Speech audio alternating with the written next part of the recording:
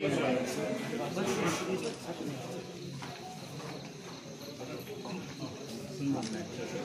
असं म्हणायचंय संजय महाराज विभागाचे सुपुत्र आहात, राज्याचं नेतृत्व करत आहात.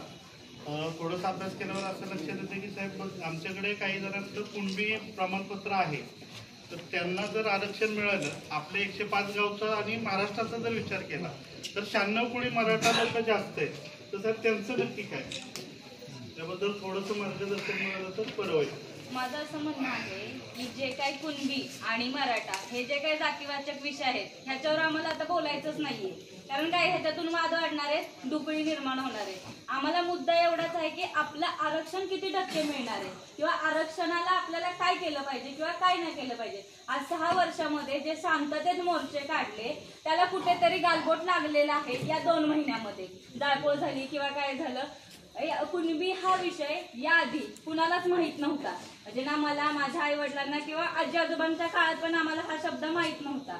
आमचा मुद्दा एवढाच आहे, ओबीसी मध्ये 360 जाती आहेत, त्यातल्या 346 रिक्वायर्ड आहेत. त्यांचा समाज साधारणतः 60% तरी आख्या याच्यामध्ये आहे. त्यांना 19% आरक्षण आहे.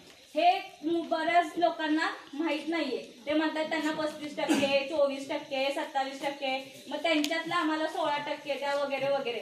ही जी काय गैरसमजाची जी निर्माण झालेली ही लय आहे ना, ही आम्हाला ब्रेक करायची आहे. की जर 19% मध्ये 346 जाती असतील, जसा मराठा समाज हा पहिल्यापासून एक मोठ्या भावाची भूमिका बजावत आलेला आहे, की त्या लोकांना किंवा त्या समाजाच्या लोकांमध्ये जाऊन त्यांनी जो गिळलेला घास आहे तो घास काढून घेण्याचं आमचं उद्दिष्ट नाहीये. आम्हाला हे म्हणायचंय की आम्ही जे 96 कोळी मराठा आहोत, आम्ही आमचा घास नव्याने निर्माण करतोय.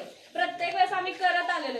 जरी शिवाजी महाराज असतील, यांनीही कर्तृत्वावरती स्वराज्य निर्माण केलेले, ना की कोणाचं हिसकावून घेतलेलं आहे किंवा असं ओढून ताणून घेतलेले किंवा कोणाला वेटीस धरून घेतलेलं नाहीये. मुद्दा एवढाच आहे, जर आम्हाला ओबीसी मध्ये जाऊन 0.25% सुद्धा आरक्षण मिळणार नसेल तर आम्हाला ओबीसी जाण्याची काही गरज नाही. त्या उलट EWS जे केंद्र सरकारने पास केलेला आहे कायदा, त्याच्यामध्ये आता मराठी समाज 9 ते 9.5% लाभ घेत आलेला आहे. मग ते आरक्षण आम्हाला आहे ऑलरेडी. आणि जसं की आपलं आरक्षणाचं म्हणजे मराठी सकल मराठा समाजाचं जे आरक्षणाचं जो काय कोर्टामध्ये आता जे रद्द झालं मागे पण आता सुप्रीम कोर्टामध्ये परत जे काय आता नव्याने चालू आहे ते तुम्ही करणारच आहात. त्याची सगळी पूर्तता, की ती पूर्तता होईपर्यंत पण EWS आहे, आम्हाला दिलेला आहे, तर आम्ही ते वापरतोय आणि आम्हाला त्याचा वापर योग्य आहे. आम्ही योग्य पद्धतीने करतोय. का तर तिथे दुसरा कोणताही समाज इन्व्हॉल्व नाहीये किंवा तिथे कुठल्याही प्रकारचा आम्हाला अडवणूक नाही. आणि दुसरी महत्वाची गोष्ट म्हणजे आरक्षण फक्त 2च गोष्टींसाठी आहे, एक तर शिक्षण आणि एक तर नोकरी. ह्याच्या पलीकडे आरक्षण दुसऱ्या कोणत्या गोष्टीसाठी नकोय. राजकीय कार्यकिर्दीसाठी तर नकोच आहे, कारण की खालपासून वरपर्यंत सगळे मराठी आहेतच वेगवेगळ्या पोझिशनला. मग आरक्षण ह्या गोष्टीसाठी तर नकोच आहे. जर आम्हाला 10% आरक्षण वैयक्तिक मिळते आमच्या समाजाला, तर आम्हाला ओबीसी जाण्याची खरंच गरज नाहीये.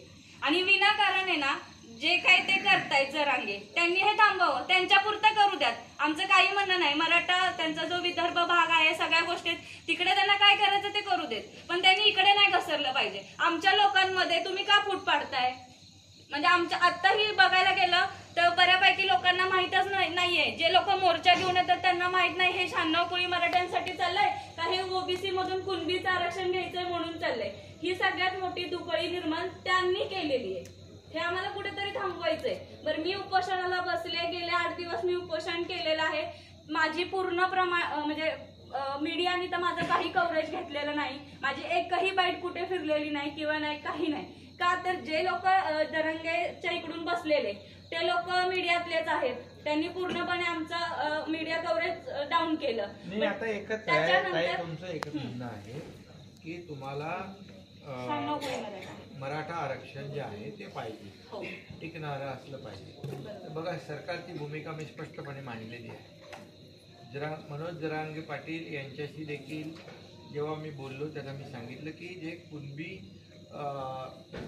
दाखला जो आहे, ज्या जुन्या नोंदी आहेत, ज्या मराठवाड्यामध्ये ज्या जुन्या नोंदी कुणबी म्हणून जुन्या नोंदी ज्या होत्या आणि त्यांना दाखले मिळत नव्हते असं त्यांची मागणी होती.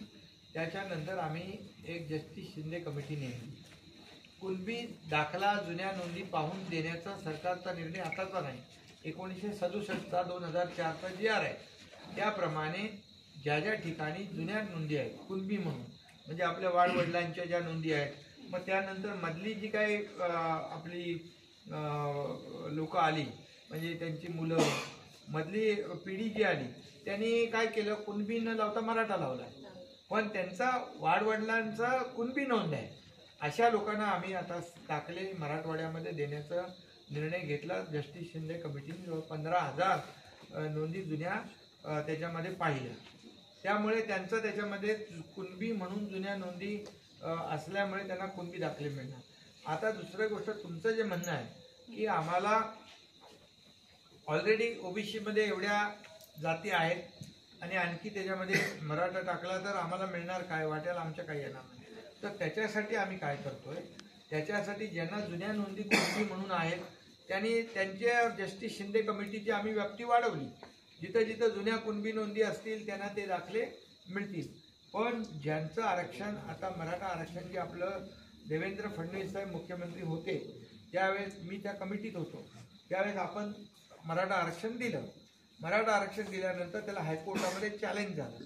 चॅलेंज झाल्यानंतर आम्ही ते हायकोर्टमध्ये टिकवलं. पण दुर्दैवाने जेव्हा ते सुप्रीम कोर्टात गेलं, सुप्रीम कोर्टामध्ये गेलं तेव्हा मुख्यमंत्री देवेंद्र फडणवीस नव्हते, मग सरकार बदललं होतं, महाविकास आघाडीचं सरकार आलं आणि त्यानंतर ते रद्द झालं सुप्रीम कोर्टामध्ये. का रद्द झालं की सुप्रीम कोर्टाने म्हटलं की बाबा याच्यामध्ये मराठा समाज मागास नाही आहे, मराठा समाज फॉरवर्ड आहे, म्हणजे पुढारलेला आहे. पुढारलेला काय, त्याची संख्या फार कमी आहे, म्हणजे कोणी मंत्री असेल, मुख्यमंत्री झाले, आता मी झालो आणि अगोदर झाले, आता ते किती झाले, एवढे हाताच्या बोटावर मोजणे. पण जो मराठा समाज मागास आहे हे सिद्ध करण्यामध्ये त्यावेळेस अपयश आलं कोर्टामध्ये. त्यामुळे कोर्टाने मागास मराठा नाही असं गृहीत धरलं आणि त्यांनी ते रद्द केलेलं आहे. आता त्यानंतर आपलं सरकार आल्यानंतर आम्ही क्युरेटिव्ह पिटिशन फाईल केली. क्युरेटिव्ह पिटिशन फाईल केली त्यामुळे सुप्रीम कोर्टात काही लोकांना वाटत होतं क्युरेटिव्ह पिटिशन म्हणजे काय, काही होणार नाही, ती फेटाळली जाईल. पण सुदैवाने सुप्रीम कोर्टाने त्याच्यामध्ये असं म्हटलं, ड्यू प्रोसेसमध्ये मॅटर आम्ही लिस्ट करतो आणि मॅटर आम्ही ऐकतो. याचा अर्थ एक विंडो आपल्याला ओपन झालेली आहे. जी वाटत होती लोकांना की आता आपला पुढे सुप्रीम कोर्टामध्ये दरवाजा बंद आहे, पण सुदैवाने ती विंडो ओपन झाल्यामुळे आता आम्ही काय निर्णय घेतले, ज्या कुणबी नोंदी आहेत ते जस्टिस शिंदे काम करतात.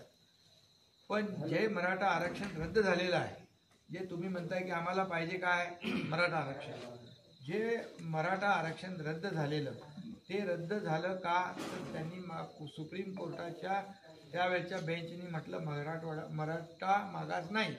आता मराठा मागास कसा आहे, तर मराठा मागास आता अल्पभूधारक आहे. मोठं कुटुंब होतं, मोठी जमीन होती, त्याचे मोठं कुटुंब झाल्याच्या नंतर कुटुंब भाऊ वेगळे झाल्यानंतर तुकडे झाले, जमीनचं डिवायडेशन झालं, अल्पभूधारक झाले. माथाडी कामगार मराठी आहेत, डबेवाले मराठी आहेत, ऊसतोड कामगार मराठी आहेत, BPL खाली मराठी आहेत. हे सगळा जो आहे ना तो डेटा गोळा आपण करतोय.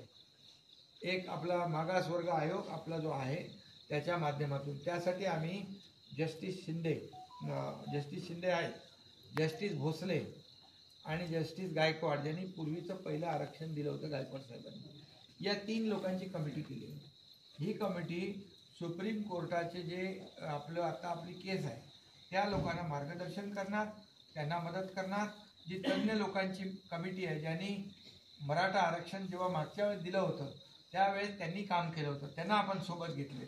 हरीश साळवे साहेब जे मोठे वकील आहेत त्यांना देखील आम्ही विनंती केली आहे की मराठा आरक्षणची जी क्युरेटिव्ह पिटिशनची केस आहे ती आपण आम्हाला त्याच्यामध्ये तुम्ही ती हाताळावी आणि तुम्ही त्या केस लढवण्याबाबत आपला वेळ द्यावा. आणखी जे सिनियर काउन्सिल आहेत ते तर आहेतच. मग अशा पद्धतीने आपण मराठा आरक्षण जे रद्द झालेलं आहे, हे रद्द झालेले जे मुद्दे सुप्रीम कोर्टाने काढले, त्या त्रुटी काढलेल्या आहेत, त्या सगळ्या त्रुटी आपण आता याच्यामधून फुलफिल करतो. त्रुटी दूर करतोय आणि मराठा समाज मागास कसा आहे खरं म्हणजे मराठा समाज मागास तर पहिला सिद्ध करायला लागेल, तेव्हाच तर तो ओबीसीत जाईल किंवा आणखी कुठे जाईल. त्यामुळे मराठा समाज मागास कसा आहे हे सिद्ध करण्याचं काम आपण आता करतोय. आणि मला खात्री आहे की मराठा समाजाचं जे रद्द झालेलं आरक्षण आहे ते सुप्रीम कोर्टातून पूर्ववत आपली तुमची जी मागणी आहे त्या मागणीला सुदैवाने त्या ठिकाणी पूर्ण होण्याचा एक मार्ग आपल्याला दिसतो. एक प्रश्न असा आहे काय म्हणतात की सरसकट म्हणजे तिकडे नोंदी निघाल्यात म्हणून तुम्ही सरसकट द्या, तर त्यांनी जो काही तुम्हाला म्हणजे टाइम दिलेला आहे किंवा तुम्ही त्यांना हे केलेलं आहे, परत ते उपोषणाला बसले, परत हा मॉब क्रिएट झाला, परत ह्या सगळ्या गोष्टी परत म्हणजे कसं आहे म्हणजे हे की तुम्हाला वेटीस धरणार, बरोबर आहे. तुम्हाला जसं वेटीस धरतायत ना तसं आम्हालाही वेटीस धरल्यागत झालेले, आमच्या नरड्यावरती म्हणजे असं धरल्यासारखं झालेलं आहे की आम्ही आजपर्यंत बाबा मराठा मराठा मराठा म्हणजे जन्मल्यापासून आमची जात जरी आम्ही 96 कोळी मराठा आहे, हा जो आमचा तोर आहे किंवा हा जो बाण आहे ना हा आम्हाला घालवायचा नाहीये. त्यांचं असं म्हणणं नाही की मराठा आरक्षण मिळू नये किंवा सगळ्यांनी कुणबी दाखले घ्या असं त्यांचं म्हणणं नाहीये.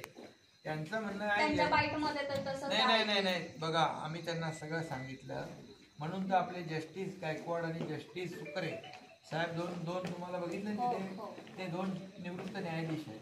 त्यांनी त्यांना सांगितलं सरसकट जे आहे हे टिकू शकत नाही, हे सरसकट टिकू शकत नाही आणि म्हणून ते 2016ला एक पिटिशनमध्ये रिजेक्ट झाले. आणि जर अशा पद्धतीने आपण गेलो तर जी क्युरेटिव्ह पिटिशन सुप्रीम कोर्टामध्ये आहे ती कंटेम होईल आणि ते मॅटर आपलं सुप्रीम कोर्ट फेटाळून लावेल. म्हणून तुम्ही आता काळजी करू नका, आपलं 2 मार्गाने आपण काम करतोय. तुमचं जे म्हणणं आहे मराठा आरक्षण जे आमचं पूर्वी रद्द झालं ते मिळालं पाहिजे त्याच्यावर सरकार काम करतंय. आणि सगळे बघा पुरावे, पुरा एम्पिरिकल डेटा जो आहे जे म्हणजे कसा मराठा समाज मागास आहे, कुठे कुठे मराठा समाज काम करतोय, त्या दारिद्र्य रेषेखाली किती आहे, जे आत्महत्याग्रस्त शेतकरी आहेत त्याच्यात किती आहे, सगळं आपण करतोय. त्यामुळे आपल्याला न्याय मिळेल. आणि हे 2 विषय, एक त्यांचा विषय वेगळा आहे आणि आपला हा विषय मराठा आरक्षणाचा विषय वेगळा आहे. तर त्यामुळे तुम्ही काळजी करू नका. कुठलंही आम्ही जे देऊ, माझी पहिल्यापासून भूमिका आहे, मी शिवाजी महाराजांची शपथ खाल्लेली आहे, मी खोटी शपथ खाल्लेली नाही, मी आयुष्यात खोटं बोललेलो नाही, मी आयुष्यात कोणाला फसवलेलं नाही. त्यामुळे कुणालाही मी खोटं आश्वासन देणार नाही, दिलं नाही, फसवणार नाही. मला विश्वास आहे की हा जो मराठा आरक्षण जे आपलं रद्द झालेलं आहे, जे देवेंद्रजी मुख्यमंत्री असताना ते पूर्ववत मिळण्यासाठी जे जे काही करायचं ते सर्व आम्ही करतो. आमचे 2 प्रश्न असे की आता जी जरांगींची मागणी सकल सगळ्यांनाच कुणबी दे, तर त्यांनी काय केलेलं आहे की शासनाला विटीस धरायचा प्रयत्न केला उपोषणाच्या माध्यमातून. आणि तो झाला विषय, तो आता विषय झाला आहे. आता आम्ही काम करतोय हे त्यांनाही माहीत आहे. मी तात्काळ सगळ्या कलेक्टरांची BC घेतली, तात्काळ एक जिल्ह्यामध्ये एक विशेष कक्ष स्थापन करण्याचं काम आदेश दिलेले आहेत. आणि तात्काळ हे सगळे जे आपल्याला जो एम्पिरिकल डेटा गोळा करायचा आहे कोर्टाला आपल्याला सादर करण्यासाठी आणि दोन ह्याच्यावर आपण काम करतोय, जुन्या कुणबी नोंदी आणि मराठा समाजाचं जे मागासलेपण आहे शैक्षणिक आणि सामाजिक त्याच्यावर आपण काम करतोय. त्यामुळे तुम्ही काळजी करू नका. बाकी कोण काय करतंय त्याच्यावर लक्ष देऊ नका. सरकार पूर्णपणे जे कायद्यात बसणारं आणि जे खरं आहे त्याच्यावर काम करते. ठीक आहे.